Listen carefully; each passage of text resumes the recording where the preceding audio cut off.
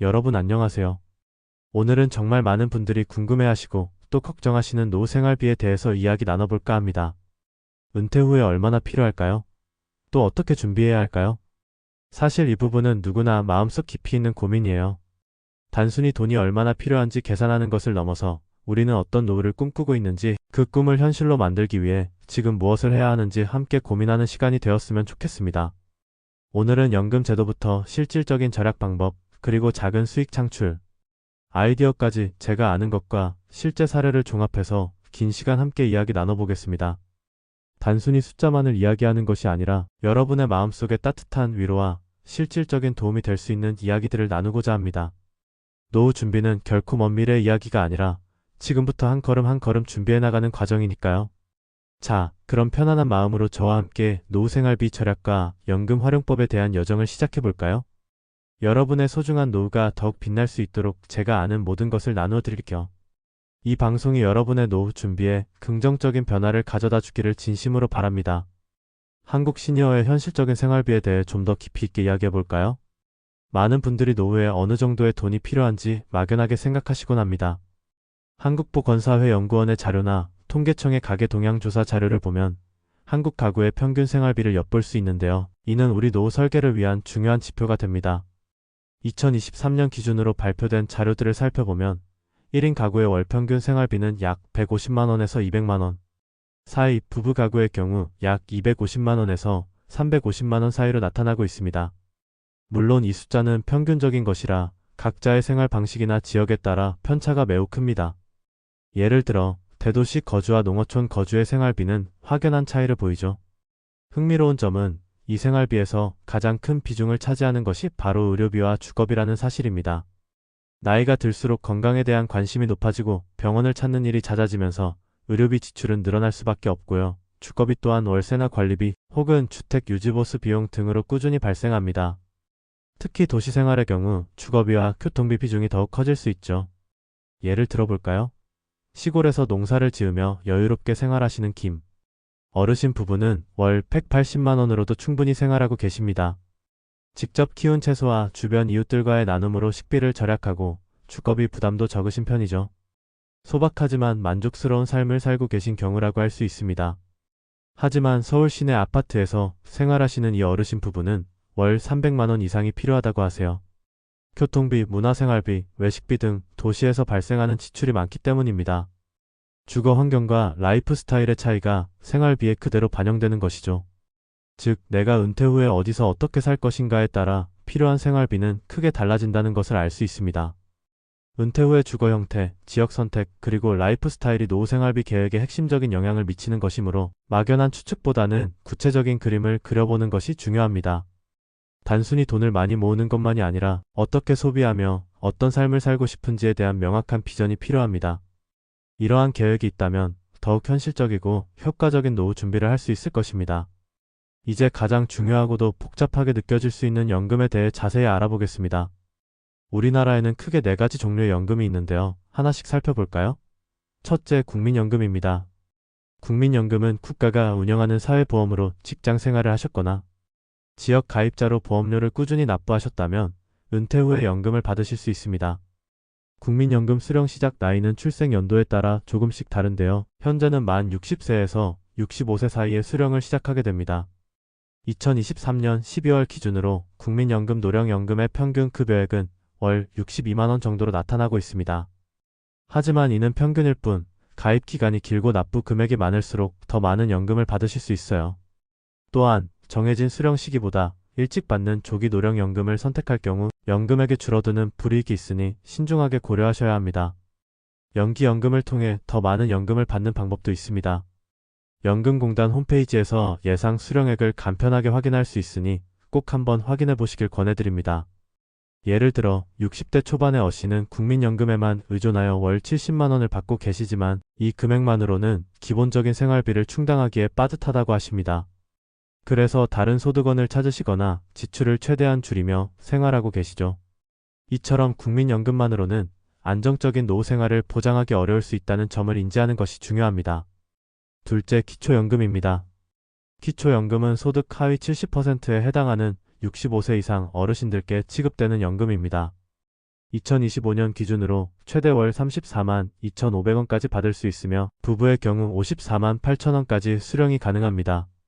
국민연금을 받고 계시더라도 소득 인정액 기준에 해당하면 기초연금도 중복으로 수령할 수 있다는 점이 큰 장점입니다. 2025년에는 기초연금 선정 기준액이 인상되어 더 많은 어르신들이 혜택을 받으실 수 있을 것으로 예상됩니다. 기초연금 수급자는 약 736만 명으로 추정되며 이는 많은 어르신들이 이 제도의 도움을 받고 있다는 것을 의미합니다. 신청 방법은 읍면, 동행정복지센터, 국민연금공단 치사 또는 복지로 웹사이트를 통해 가능합니다. 셋째, 퇴직연금입니다. 퇴직연금은 회사를 다니면서 가입하는 연금인데요. 확정급여형 DB, 확정기여형 DC, 그리고 개인형 퇴직연금 IRP의 세 가지 형태가 있습니다. 확정급여형은 퇴직 시점에 받을 급여액이 미리 정해지는 방식으로 주로 안정적인 수익을 추구하는 분들에게 적합합니다. 확정기여형은 근로자와 회사가 함께 납입하여 운용 수익에 따라 퇴직급여가 달라지는 방식이므로 투자 성과에 따라 최종 수령액이 달라질 수 있습니다. IRP는 퇴직연금 외에 개인이 추가로 납입하여 세액공제 혜택을 받을 수 있는 연금 계좌로 노후 대비와 절세 두 마리 토끼를 잡을 수 있는 유용한 수단입니다. 퇴직연금은 노후 자금 마련에 매우 중요한 역할을 하지만 중도에 인출할 경우 세금 등 불이익이 발생할 수 있으니 신중하게 관리해야 합니다. 꼭 필요한 경우가 아니라면 중도 인출은 피하는 것이 좋습니다. 마지막으로 개인연금입니다. 개인연금은 은행이나 보험사에서 가입하는 연금저축이나 연금보험 등을 말합니다. 연말정산 시 세액공제 혜택이 있고 장기적인 관점에서 노후 자금을 불려나갈 수 있다는 장점이 있습니다. 특히 연금저축은 소득에 따라 연간 최대 99만원까지 세액공제를 받을 수 있어 직장인들에게 인기가 많습니다. 하지만 중도 해지 시 불이익이 크고 상품에 따라 수익률 변동성이 있을 수 있다는 단점도 있습니다. 변액연금의 경우 투자 실적에 따라 원금 손실 가능성도 있으므로 신중한 선택이 필요합니다. 이렇게 다양한 연금들을 살펴보니 어떠신가요? 국민연금 하나만 믿고 노후를 준비하기에는 현실적인 어려움이 있다는 것을 느끼셨을 겁니다. 가장 이상적인 노후 준비는 국민연금, 기초연금, 퇴직연금, 그리고 개인연금까지 이 네 가지 연금이 함께 맞물려 든든한 노후 안전망을 구축하는 것입니다. 각 연금의 특징을 잘 이해하고 자신의 상황에 맞춰 전략적으로 활용하는 것이 무엇보다 중요하다고 할 수 있습니다. 연금은 일찍 시작할수록 복리의 효과를 볼 수 있으니 지금이라도 자신의 연금 상황을 점검해보고 필요한 조치를 취하는 것이 현명합니다. 이제 우리에게 주어진 자원을 최대한 효율적으로 활용하는, 즉 실질적인 절약 전략에 대해 이야기해보겠습니다. 노후 생활비를 줄이는 것은 단순히 지출을 줄이는 것을 넘어 현명한 소비 습관을 통해 삶의 질을 유지하면서도 경제적 부담을 덜어내는 지혜로운 방법입니다. 첫째, 의료비 절약입니다. 나이가 들수록 의료비는 필연적으로 늘어나기 마련인데요. 현명하게 관리하면 충분히 절약할 수 있습니다. 각 지역 보건소에서는 어르신들을 위한 다양한 무료 검진 프로그램을 운영하고 있습니다. 치매 검진, 골밀도 검사, 혈압 혈당 체크 등 다양한 서비스를 제공하므로 정기적인 무료 검진을 통해 질병을 조기에 발견하고 예방하는 것이 중요하죠. 저도 부모님 모시고 보건소에서 무료 검진 받아본 경험이 있는데 생각보다 시설도 좋고 직원분들도 친절하셔서 만족스러웠습니다. 또한 건강보험 혜택을 최대한 활용하고 필요하다면 실손보험 가입을 통해 비급여 항목에 대한 부담도 줄이는 것이 좋습니다. 약국에서 처방전을 받을 때는 동일 성분의 저렴한 약을 문의해보는 것도 좋은 방법입니다. 불필요한 약 복용을 줄이고 꾸준한 운동과 균형 잡힌 식단으로 건강을 유지하는 것이 가장 큰 의료비 절약법이라는 것을 잊지 마세요. 둘째, 교통비 절약입니다.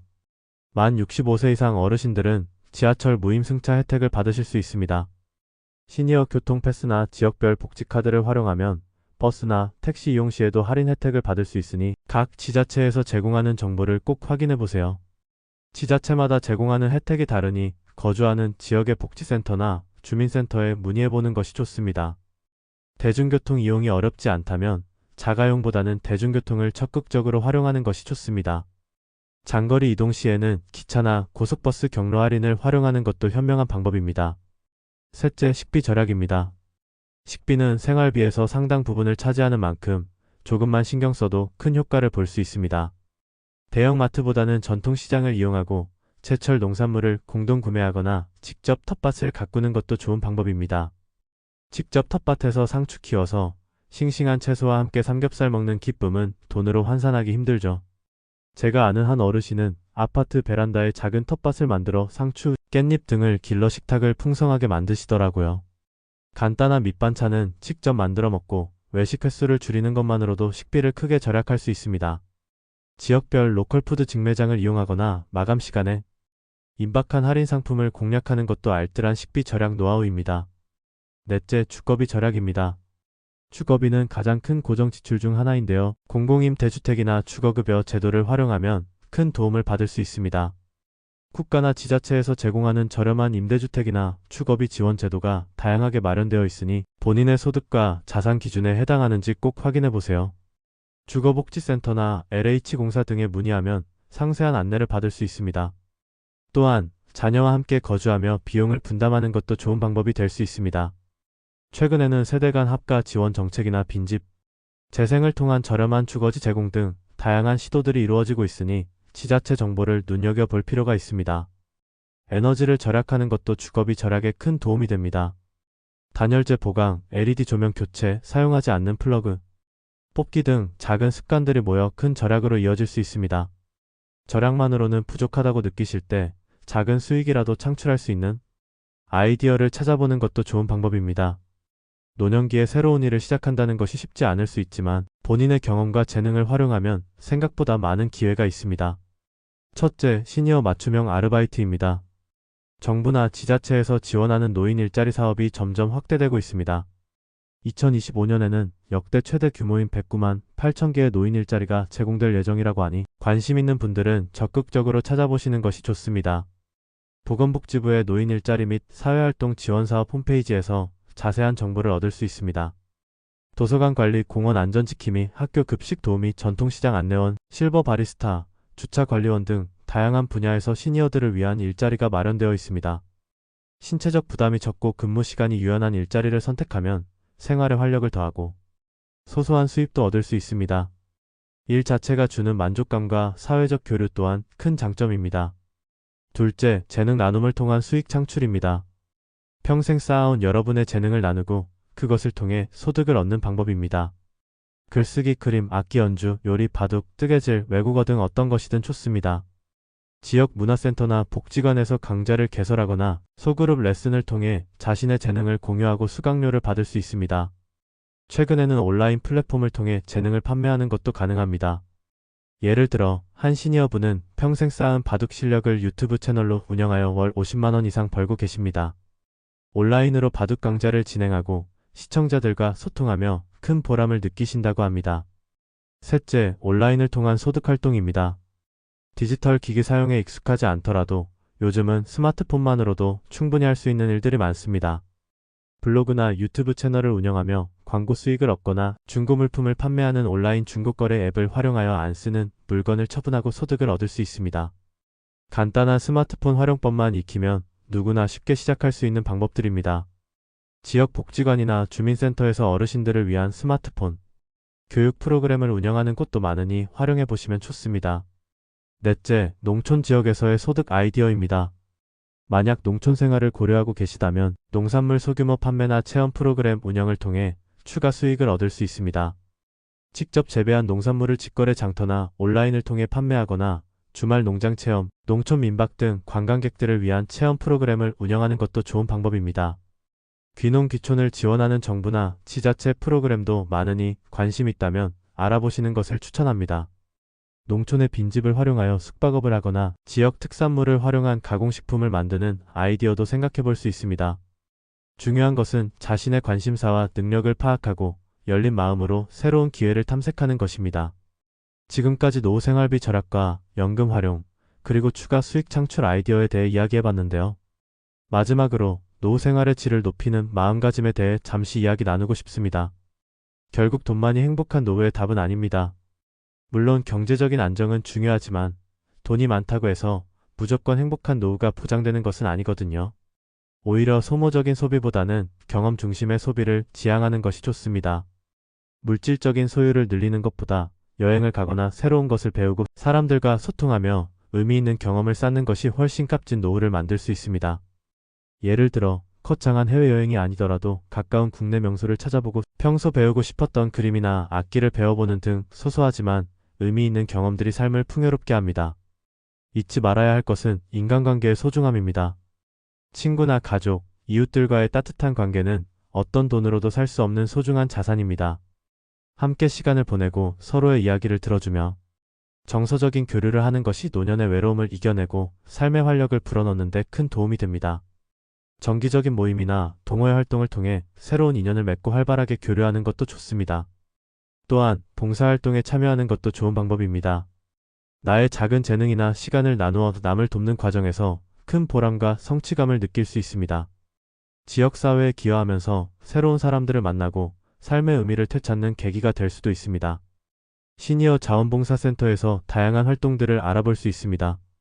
결국 돈은 우리가 원하는 삶을 살기 위한 하나의 수단일 뿐입니다. 진정한 행복은 내가 가진 것을 어떻게 쓰고 어떤 가치를 추구하며 살아가느냐에 달려 있습니다. 단순히 돈을 많이 모으는 것에만 집중하기보다 내가 진정으로 원하는 행복한 노년의 삶을 어떻게 만들어갈지 고민하고 그에 맞는 마음가짐을 갖는 것이 중요합니다. 건강하고 활기찬 마음으로 매일을 즐기고 감사하며 살아가는 것이야말로 가장 값진 노후 준비가 아닐까 싶습니다. 긍정적인 태도와 열린 마음으로 다가오는 노년을 맞이하시길 바랍니다. 오늘 30분 동안 긴 이야기를 나눴습니다. 다시 정리하자면 첫째로 나의 생활비 구조를 파악하고 둘째로 다양한 연금 제도를 제대로 이해하고 셋째로 절약할 수 있는 생활 지혜를 실천하고 마지막으로 작은 수익이라도 만들어내는 노력이 필요합니다. 이 모든 것들이 한 번에 이루어지는 것은 아닙니다. 제 경험상 가장 중요한 건 준비보다도 꾸준함이에요. 매달 조금씩이라도 노력하고 관심을 기울이면 분명히 큰 차이를 만들어낼 수 있습니다. 노후 준비는 마라톤과 같습니다. 중간에 지치고 포기하고 싶은 순간이 올 수도 있지만 꾸준히 나아가다 보면 어느새 목표 지점에 도달해 있을 겁니다. 중요한 것은 지금 바로 시작하는 용기입니다. 오늘 들으신 내용이 여러분의 노후 준비에 작은 불씨라도 지펴주었기를 바랍니다. 혹시 오늘 들은 내용 중 하나라도 마음에 와닿았다면 그 부분부터 바로 실천해보시면 어떨까요? 예를 들어 오늘 저녁 식비 절약을 위해 직접 장을 보러 가거나 보건소 무료 검진 정보를 찾아보는 작은 행동부터 시작해보는 거죠. 그리고 궁금한 점이 있다면 언제든지 관련 기관에 문의하시고 전문가의 도움을 받는 것도 좋습니다. 노후는 단순히 나이가 드는 것이 아니라 새로운 삶의 단계를 시작하는 의미 있는 시간입니다. 이 소중한 시간을 여러분의 꿈과 희망으로 가득 채워나가시기를 진심으로 응원합니다. 여러분의 지혜로운 노후 설계를 통해 더욱 행복하고 풍요로운 삶을 누리시길 바랍니다. 오늘 영상이 여러분의 노후 준비에 실질적인 도움이 되셨길 바라면서 다음 시간에도 유익하고 따뜻한 이야기로 찾아뵙겠습니다. 함께 해주셔서 감사합니다.